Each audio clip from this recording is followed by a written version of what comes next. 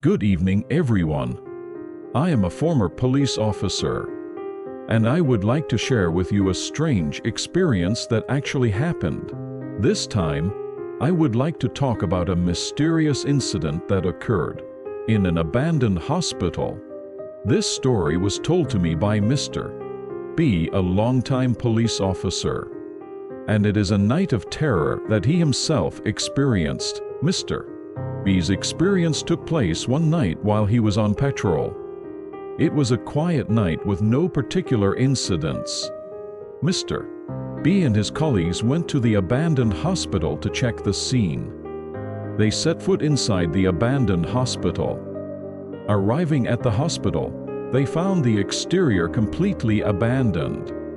Broken windows and grass and trees entangled in the building. The corridors were dark and a cold wind was blowing through the air, and only the sound of footsteps could be heard. The hospital was quiet, but there was an eerie atmosphere.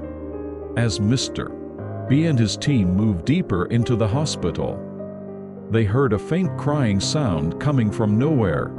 The voices seemed to be coming from far away, and gradually became louder as they moved down the hallway. They nervously headed in the direction of the voice.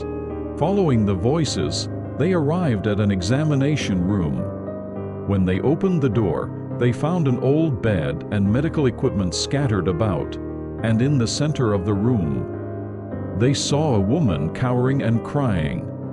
However, her figure was dimly lit and did not seem real.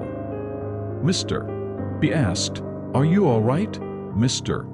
B and his colleagues were startled and searched all over the room, but she was nowhere to be found. At that moment, they heard her crying again from the end of the hallway. They hurried in the direction of the crying. They proceeded to open each room of the hospital, but every room was empty and no one was there. Still, they could hear the cries, and they continued to follow the cries. Guided by the cries, they arrived at the old operating room. In that room, lined with operating tables and old medical equipment, the figure of a woman appeared again. Mr. B called out to her again, but she did not respond, only continued to cry. Suddenly, the lights flickered on, and the entire room began to shake, and Mr.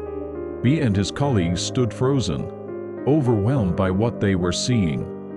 It was as if the entire hospital was alive, as one unusual phenomenon after another began to occur. Looking again at the woman, she quietly got up and walked to the back of the operating room, and Mr. B and the others fearfully followed her. But the moment she passed by, she disappeared again.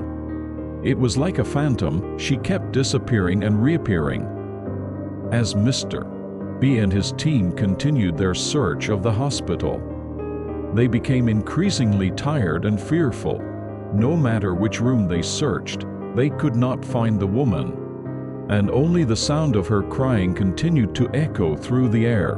When they returned to the hallway, they now heard footsteps. It sounded like someone was running, and they headed in the direction of the sound. Following the footsteps, they arrived at a room in the old ward. When they opened the door, they found an old bed and medical equipment lined up inside. As if time had stopped, there, standing there, was a different person from the woman I saw earlier. It was a nurse who used to work at this hospital. When the nurse noticed Mr. B and the others, she reached out her hand as if to appeal for something. However, they were unable to speak out.